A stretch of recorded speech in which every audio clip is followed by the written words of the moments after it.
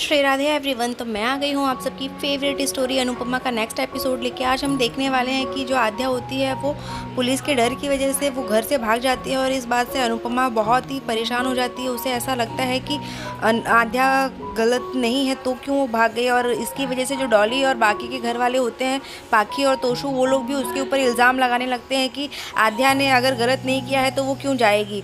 तभी हम देखते हैं दूसरी तरफ जो आध्या होती है वो रोती रहती है और अनुपमा उसे दवा खिलाने लगती है, पर वो दवा नहीं खाती। तभी अंश वहाँ आता है और वो उसे बोलता है कि प्लीज़ फ़ई, आप दवाई खा लीजिए ना प्लीज़ फ़ई। तो वो दवाई खाने के लिए फिर वो उसको देखती है कि वो कितना छोटा सा बच्चा हो के वो उसे समझाने के लिए आ रहा है, क्योंकि उसकी तबीयत ख़राब होती जा रही है, उसकी मेंटल जो कंडीशन है वो ख़राब होती है। तभी वहाँ पे वो दवाई के लिए लाता है और वो आध्या को अपने हाथों से दवा खिलाता है। तब आध्या जो होती है वो दवा खा लेती है और वो आध्या को गले लगा के बोलता है कि फ़ई, आप जल्दी से ठीक हो जाओ, आप मुझे छोड़ के मत जाना फ़ई, मेरी मम्मा और मेरे दादू तो चले गए मुझे छोड़ के, पर आप मुझसे ऐसे जो दूर मत जाना। तब वो बहुत रोती है और वो उसे सॉरी भी बोलती है और वो उसे लव यू भी बोलती है कि मतलब मैं तुमसे बहुत प्यार करती हूँ अंश, मैंने तुम्हारी मॉम के साथ कुछ भी गलत नहीं किया। ये सब देख के जो अनुपमा होती है वो बहुत टेंशन में होती है और कहीं ना कहीं उसे ऐसा फील होता है कि ये छोटा सा बच्चा कितना समझदार है। और दूसरी तरफ अनुपमा यही सोचती रहती है कि अब सब ठीक हो जाए जल्दी से। और यहाँ पे हम देखते हैं कि जो आध्या होती है वो अंश के साथ सोई रहती है। तभी वो बोलता है कि कल कोई दशहरा है, कल अभी मेरे साथ दादू होते थे तो हम दशहरा के लिए रावण बनाया करते थे और रावण जलाते थे। तभी आध्या सोचती है कि काश इस दशहरा सब कुछ अच्छा हो जाए, सब कुछ ठीक हो जाए। यहाँ हम देखते हैं कि जो तपीश होता है वो रोता रहता है क्योंकि वो मिस करता रहता है डिम्पी को। तभी वो बा से बोलता है कि बा मैं कल मुंबई जा रहा हूँ, और ये सब बातें जो होती है अनुपमा वो सुनती रहती है और वो बोलता है कि बा मैं मुंबई जा रहा हूँ, पर आपसे एक रिक्वेस्ट है कि क्या आप जब तक मैं ठीक ना हो जाऊँ, मतलब मुझे अभी थोड़ा सा टाइम चाहिए खुद को संभालने के लिए, तब तक आप अंश को संभाल सकती हो। और मैं आपसे उसकी रिस्पॉन्सिबिलिटी लेने के लिए नहीं बोल रहा हूँ, बस कुछ दिनों की बात है, जैसे ही मैं खुद को थोड़ा संभाल पाऊँगा तो मैं अंश को यहाँ से ज़रूर लेके जाऊँगा। यहाँ हम देखते हैं कि जो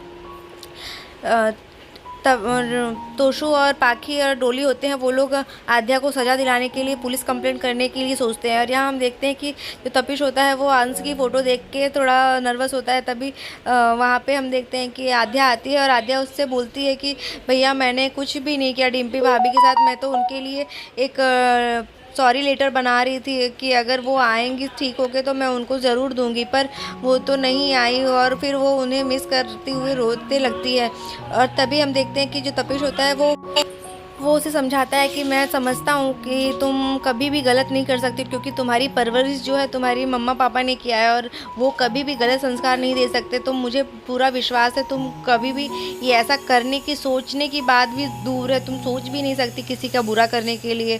तो वो तुम इस बात का बिल्कुल भी टेंशन मत लो, तो बस मेरी किस्मत का खेल था कि मेरी किस्मत में डिम्पी का साथ सिर्फ इतना ही लिखा था, इसीलिए बस इतनी समय तक वो इस जन्म में मेरे साथ थी।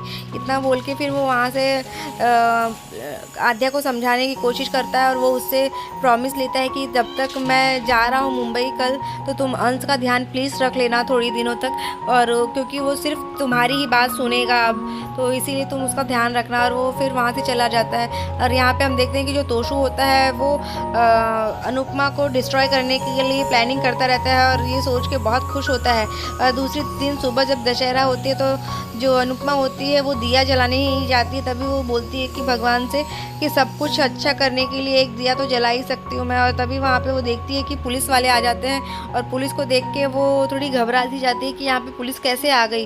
और फिर वो उनको जय श्री कृष्ण कह के वो पूछती है कि आप लोग यहाँ कैसे आए मैम।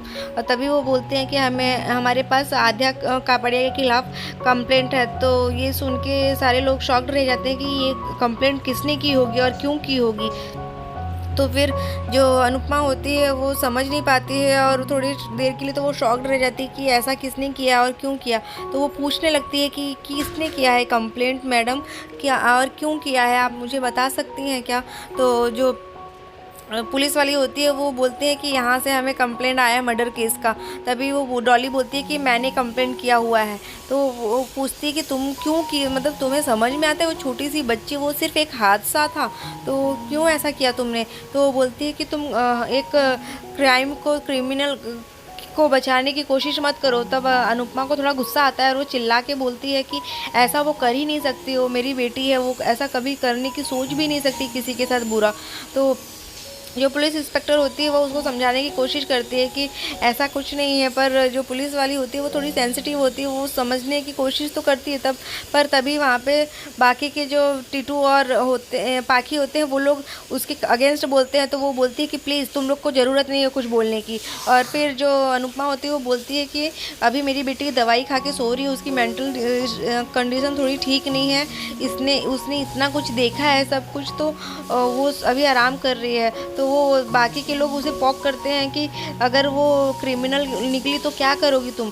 तो वो बोलती है कि अगर वो क्रिमिनल निकली, अगर उसने ऐसा कुछ किया होगा तो मैं खुद उसे अपने साथ पुलिस स्टेशन लेके जाऊंगी। तो ये सुन के जो आध्या होती है वो थोड़ी शॉक्ड रह जाती है कि मतलब मम्मा ऐसा करेंगी, क्योंकि वो कभी भी किसी गलत का साथ नहीं दे सकती है। और ये सुन के आध्या जो होती है वो डर सी जाती है, उसे ऐसा लगता है कि अब उसने कुछ किया नहीं है तो भी उसको सज़ा मिलेगी। ये सोच के वो बहुत घबरा सी जाती है और उसके अनुपमा के मुंह से ये सब बातें सुनती है तो उसे ऐसा लगता है कि मम्मी तो मेरा साथ नहीं देंगी और पॉप्स भी सिर्फ मॉम का ही साथ देंगे। ये सुन के उसे बहुत टेंशन होती है और आध्या जो होती है वो अपने आप को दरवाजे घर के अंदर बंद कर लेती है और फिर वो सोचती है कि अब मैं क्या करूँ, मैं क्या करूँ। यहाँ पे जो अनुपमा होती है वो फिर भी बोलती है कि मेरी बेटी ने ऐसा कुछ किया ही नहीं और वो कर ही नहीं सकती है, मैं गारंटी के साथ बोल सकती हूँ।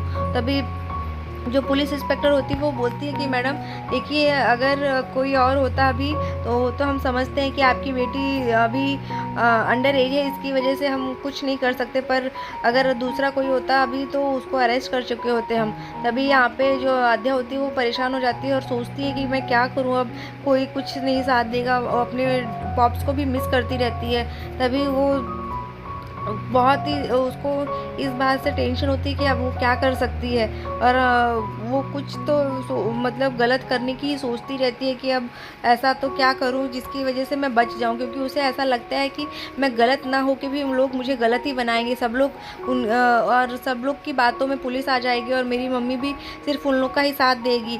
ये सुन के फिर वो बोलती है कि मैं अपनी बेटी को लेके आती हूँ। पुलिस इंस्पेक्टर वो उनसे रिक्वेस्ट करती है कि अभी उसकी तबीयत ठीक नहीं, तो वो सोई है, थोड़ी देर आप इंतज़ार कर लीजिए। बट पुलिस बोलती है कि आप हमारा टाइम वेस्ट कर रही हैं और ये तोशु ऐसा, और उसमें उन्हें पॉक करता है और फिर वो बोलती है कि मैं बात कर रही हूँ ना। तो उसके बाद जो पुलिस इंस्पेक्टर होती है वो बोलती है कि आप प्लीज़ अभी जल्दी से उसे बुला दीजिए, हमें उनसे पूछताछ करनी है। तो वो बोलती है कि हाँ मैं लेके आ जाऊँगी, मेरे अनुज को आ जाने दीजिए, हम दोनों साथ में उसको लेके आएंगे वहाँ पे पुलिस स्टेशन और उससे बात कर लीजिए आप जो करनी है बात। तब जो आध्या होती है वो घर से बाहर चली जाती है, छुप जाती है और यहाँ पे अनुपमा जो होती है वो उसे कमरे में ढूंढने के लिए आती है, पर वो कहीं पे उसे मिलती नहीं है। तो थोड़ी परेशान हो जाती है कि ये सच में घर छोड़ के भाग तो नहीं गई डर की वजह से, और ये सुन के उसे कि वो सच में कहीं भाग गई होगी। और वो पूरे घर में हर जगह सामने जो दरवाज़ा रहता है उसमें भी जाके ढूंढती है और कहीं ना कहीं वो फिर बालाजी और सागर भी उसे ढूंढने के लिए जाते हैं, पर वो उसे मिलती नहीं है। तो वो बोलती है कि मेरे अनुज को पता होगा और वो परेशान होकर अनुज को भी कॉल करती है, पर अनुज का कॉल आउट ऑफ रीच आता है और फिर वो उससे बात भी नहीं कर पाती है और वो बहुत ही परेशान होती है कि अब क्या कर सकती है वो। यहाँ दूसरी तरफ हम देखते हैं कि जो अंकुश होता है वो अनुज के लिए कॉफ़ी लेके आता है और वो उसे कॉफ़ी ऑफ़र करता है, बट वो मना करने के बावजूद भी वो उसे ज़बरदस्ती कॉफ़ी देता है और पीने के लिए कहता है। जैसे ही वो कॉफ़ी पीता है तो उसका सर जो होता है वो घूमने लगता है, उसे चक्कर जैसा आता है। उसे लगता है कि इस कॉफ़ी में कुछ तो था, पर वो इग्नोर करता है और उसे चक्कर आता है तो वो कार की सीट पे अपना सर रख के सो जाता है। और यहाँ पे हम देखते हैं कि जो अनुपमा होती है वो बहुत ही परेशान होती है कि कहीं अनुज भी परेशानी में तो नहीं है, और वो आद्या को ढूंढने के लिए हर जगह ढूंढती है और उससे रिक्वेस्ट करती है प्लीज़ बेबली तू आ जा बाहर, जहाँ पे भी हो प्लीज़, कोई कुछ नहीं करेगा, मैं तेरे साथ रहूँगी। पर फिर भी वो उसकी बात को नहीं समझती है और वो उस बाहर नहीं आती, बस वहीं छुपी रहती है और कहीं ना कहीं वो अनुज को मिस करती है और वो बोलती है कि पॉप्स आप जल्दी आ जाओ, सिर्फ आप मुझे समझ सकते हो, पर आप भी सिर्फ मम्मी की सुनोगे, आप भी उनका ही साथ दोगे। और अनुपमा जो होती है वो बहुत ही परेशान होती है, वो उसे ढूंढने के लिए बार बार उससे रिक्वेस्ट करती है कि बेबली तू जल्दी आ जा। और यहाँ पे वो पुलिस को देखती ही है, तभी जो आद्या होती है वो डर सी जाती है और अपने आप को छुपा लेती है। फिर जैसे ही अनुपमा को ऐसा लगता है कि ये शायद यहीं पे होगी और वो मुड़ के देखने ही जाती है, तो वो छुप जाती है नीचे। और अनुपमा जो होती है उसे ऐसा लगता है कि ये पुलिस से डर के भाग गई होगी, जिसकी वजह से अब जो वो गलत नहीं होगी तो लोग इसे गलत ही समझेंगे। तो ये सुन के उसको बहुत डर लगता है। तो आज के एपिसोड में बस इतना ही है फ्रेंड्स, देखते हैं नेक्स्ट एपिसोड में क्या होने वाला है। नेक्स्ट एपिसोड में हम देखते हैं कि जो आध्या होती है वो अनुज से कांटेक्ट करने की कोशिश करती है, पर अनुज यहाँ पे खाड़ी के पास खड़ा रहता है और जो अंकुश होता है वो उसे खाड़ी से गिराने की कोशिश करता है और उसे धक्का मारने के लगता है और उसके सर पे एक बहुत भारी पत्थर से चोट भी लगती है। तभी यहाँ पे हम देखते हैं कि जो अनुपमा होती है वो मंदिर में प्रे करती रहती है। तभी वहाँ पे आध्या आती है और पुलिस को देख के फिर वो उसके पास नहीं आती है और वहाँ से चली जाती है। और अनुपमा जो होती है वो भगवान से प्रे करती है कि प्लीज़ भगवान मेरे अनुज और छोटी को दोनों को सही सलामत रखो। Hello everyone, welcome to our YouTube channel. मैं आ गई हूँ आप सबकी फेवरेट स्टोरी अनुपमा का नेक्स्ट एपिसोड लेके। तो आज जो है हम देखने वाले हैं कि जो अनुपमा होती है वो आध्या को बचाने के लिए पूरी कोशिश करती है, पर आध्या जो होती है वो डर जाती है पुलिस को देख के और वो कहीं ना कहीं मिस करती रहती है अपने पॉप्स को कि अनुज कब आएंगे और उससे समझेंगे, क्योंकि उसे ऐसा लगता है कि जो अनुपमा है वो उसे समझेगी नहीं है और वो भी अपने फैसले के अनुसार वो भी मतलब जो सही है उस चीज़ का साथ देगी और वो मेरा साथ नहीं देगी। तो इस वजह से उसे थोड़ा डर लगता है और वो अपने पॉप्स को मतलब अनुज को याद करती रहती है। और यहाँ जो अनुपमा होती है वो भी उसे बहुत मतलब मिस करती है कि अनुज अगर यहाँ होते तो शायद ये सब चीज़ें ऐसी नहीं होती, सब चीज़ें मैनेज कर लेते वो और सब कुछ अच्छे से होता है। वो बहुत और वो अकेली पड़ गई थी, मतलब सबके होते हुए भी वो अपने आप को अकेला महसूस कर रही थी।